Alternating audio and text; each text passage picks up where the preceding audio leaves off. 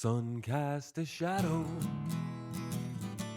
a digital line is coming over the mountain and over your mind. Double down your Bitcoin, hang on for the ride. We're moving into the future, one block at a time. We're moving into the future, one block at a time. Welcome to Once Upon a Coin, documenting the ongoing history of blockchain and cryptocurrency. As always, I'm your storyteller, Jason Cassidy. Today's story looks at one of the biggest players in the metaverse scene, and a company that's been around a lot longer than you probably think. Their goal? To create a community-driven platform that allows anyone to jump in, create, experience, and enjoy the very best that the virtual world has to offer. This is the story of the Sandbox.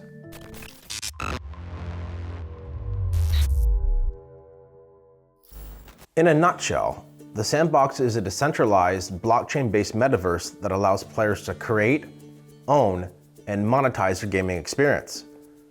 And while there's a lot to unpack here just with what the Sandbox has created today, its past is just as arguably compelling and really helps put into perspective all the things that this startup has accomplished. It has gone through quite a transformation over the years. So let's take a journey back in time to around April of 2011, when the Sandbox story truly begins. Three French entrepreneurs, Adrien Dormel, his wife, comic book artist Laurel Dormel, and Sébastien Bourget, decided that they wanted to take mobile gaming to the next level. And to do this, they founded Pixowl, a gaming studio that focused on creating engaging games for iOS and Android-based devices. Just a few short months after launching, the company added Arthur Madrid to the ranks when he became CEO in June.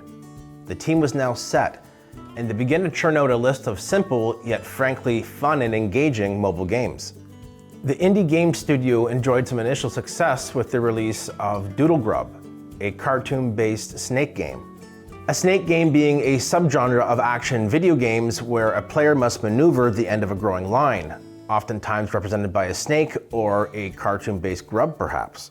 This was a wildly popular video game style for decades across various arcades and consoles, and now Pixowl was bringing this exciting form of gaming to the smartphone.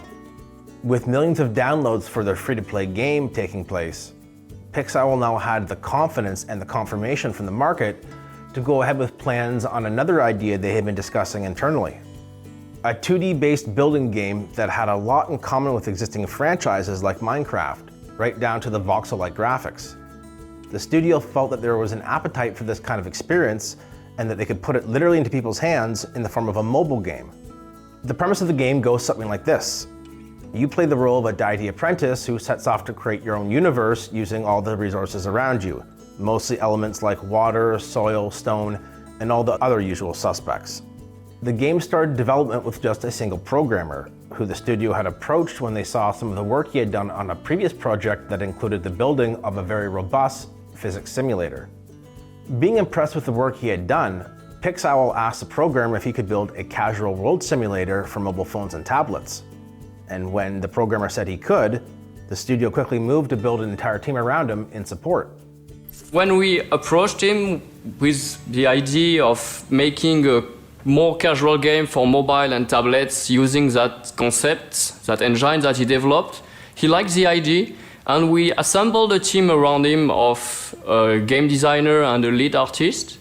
Once the prototype was done, the next phase of the plan had them sitting down with Apple and showcasing an early version of the Sandbox to them. And with 6 months to go before the initial release of the Sandbox, that meeting took place. This was an incredibly important meeting for obvious reasons. If Apple liked the Sandbox, it would not just set up the game for success, but Pixowl itself. Thus, when that fateful day finally arrived when Pixowl sat down with Apple representatives to showcase the Sandbox, the anticipation in the room was palpable. Okay, so you probably want to know what Apple thought, right? Well, they weren't impressed at all. And while they did feel that the game had potential, ultimately it would fall short due to the crude nature of its graphics. In fact, Apple representatives were quoted as saying, "We will never feature this game. It looks too much like Commodore 64 graphics. During an editorial meeting with Apple, where we show them upcoming games we have in our lineup, we've taken a chance to show them the Sandbox, this alpha version. Their reaction was really not the one we expected. Actually, the guys from Apple, after taking the game 1 minute in hands, told us that the mechanics were interesting, but the game graphics were really ugly. They were like Commodore 64, very old, very pixelated, and it could never be featured by them. The challenge with the Sandbox was now clear. Building this style of game for the PC, which had a ton of processing power behind it to make things look nice, was one thing. Building this style of gameplay experience for the smartphone was another entirely. Apple's response was a tough pill for Pixowl to swallow, and for a while the team's morale sank to the very bottom of the proverbial indie gamer's ocean. However, this was no ordinary gaming studio, and Pixowl was determined to prove it. Shrugging off the temporary setback they'd incurred, the team worked tirelessly to integrate Apple's feedback, improving both the gameplay and graphics of the Sandbox. They beefed up the team to 15 people and added in software development kits for analytics and advertising. A lot of late nights and final touches were part of the massive amount of work that went into getting the game to a state that the team was quite happy with. In the end, hard work paid off, and by May of 2012, the team felt that the Sandbox was ready for prime time. And upon its launch, the initial reception was more than anyone could have imagined. The game received critical accolades, and the proof was in the pudding. Players downloaded the game more than 2 million times in its first year alone.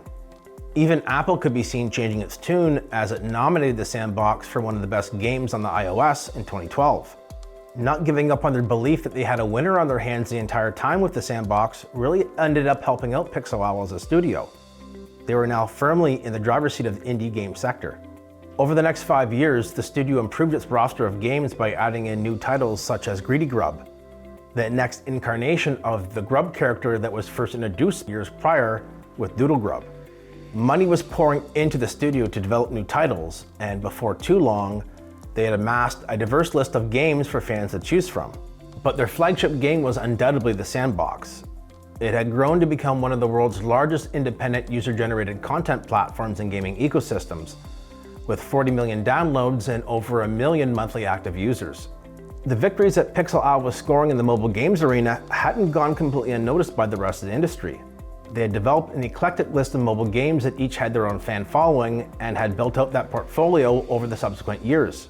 So in 2018, a gaming software and venture capital company decided it was time to strike up a conversation with Pixowl because they had a proposal that they felt was worth hearing. Enter Animoca Brands. Founded in 2014 by Yat Su and David Kim, Animoca Brands started out a lot like, well, Pixowl, albeit with a much larger mandate. They also started out in the gaming industry focused on developing mobile games, but by 2018, they came to the realization that for them to reach their ultimate goals, they would have to truly embrace the future of gaming: blockchain, NFTs, and the metaverse. Being investment focused due to their involvement in venture capital, Animoca's new mandate was clear: acquire some of the very best gaming IP possible in the nascent and emerging blockchain gaming sector.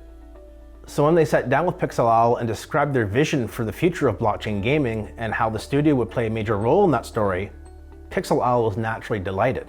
This new plan would see the current Sandbox brand converted into a Web3 game in the form of a blockchain-based metaverse, following in the footsteps of Decentralized. This was a major facelift for the current 2D version of the game, and it now meant that Pixowl had a major partner in crime in the form of Animoca Brands to help pull this transformation off. So, after some negotiations had taken place, the duo went public with their newly formed friendship in late 2018 as Animoca Brands acquired the gaming indie studio for a total of $4.87 million US.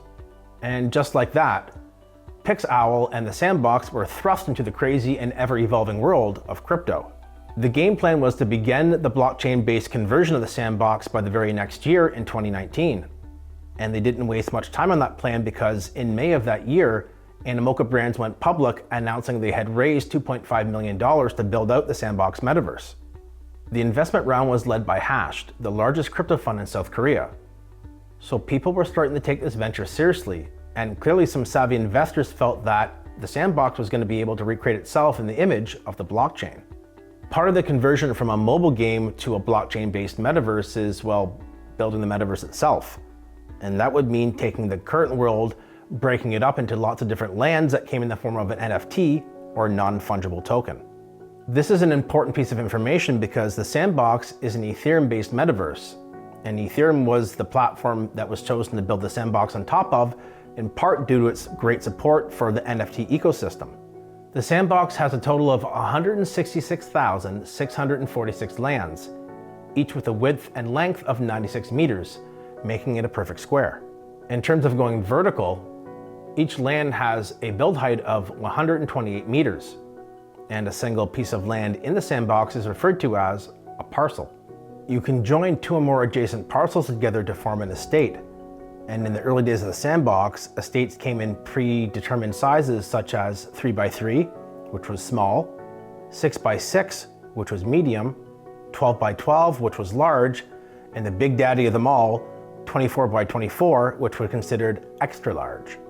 Estates also come in different forms, such as the district. And a district is an estate that has two or more owners that individually bring their lands together to create a joint estate. And this district has key decision-making put to votes. So this functions as something of a DAO, or a decentralized autonomous organization. Graphically speaking, the Sandbox would keep their voxel design from the past while greatly improving upon the gameplay mechanics to function smoothly within a 3D metaverse. The next milestone for the company came on December 5th, 2019, when they conducted their first ever land presale, which allowed curious investors a look at a 2D map where they could go ahead and purchase colored pixels in return for Ether.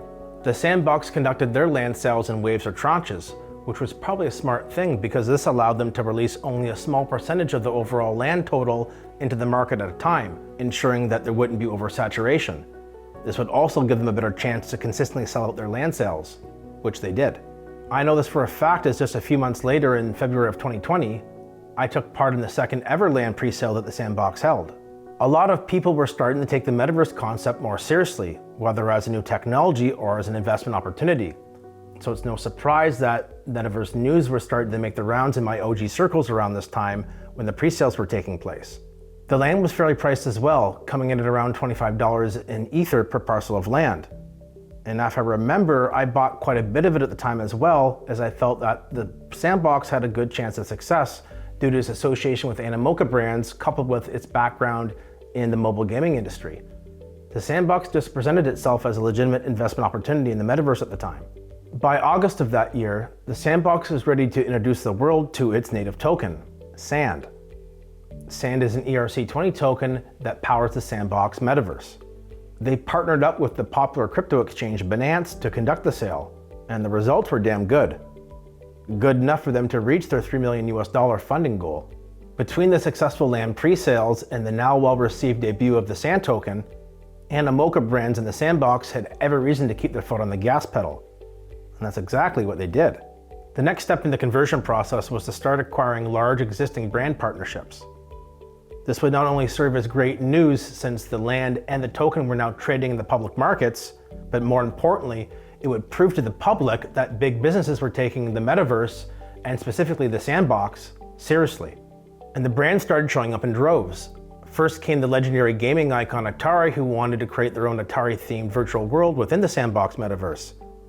Soon after, names like Square Enix, the Care Bears, and Shaun the Sheeple joined in, looking to create their own branded virtual content. More successful land sales took place, each fetching higher prices, and those higher prices led to more good news. And all of that good news helped to usher in what was known as the Metaverse hype cycle, and that went completely ballistic around late 2021. This was illustrated by the skyrocketing SAND token price that had reached a high of $8.40 US in November of 2021. The land prices were also going postal around this time, with common parcels fetching as much as $13,000 US, and parcels in more desirable locations were fetching much, much more. To give you an idea of how crazy this metaverse bull run was, consider that if you bought Bitcoin in early 2013 at around $25 US, you'd be waiting until the end of 2017 to see that price exceed $13,000 US Bitcoin. Almost 5 full years. For Sandbox land investors, you had to purchase in early 2020 and then sell in late 2021 to see the exact same return, only a year and a half hold. And of course, the insane prices were literally the best form of PR that one could get around this time, and that just led to more big partners coming in. And before you knew it, the Sandbox was literally boasting hundreds of partners that spanned the gamut. Adidas, Snoop Dogg, Tony Hawk, and Ubisoft all decided to get in on the fun. However, as fate would have it, the bull market for crypto, in which NFTs and the metaverse were playing leading roles in, began to lose steam as the calendar flipped over to 2022.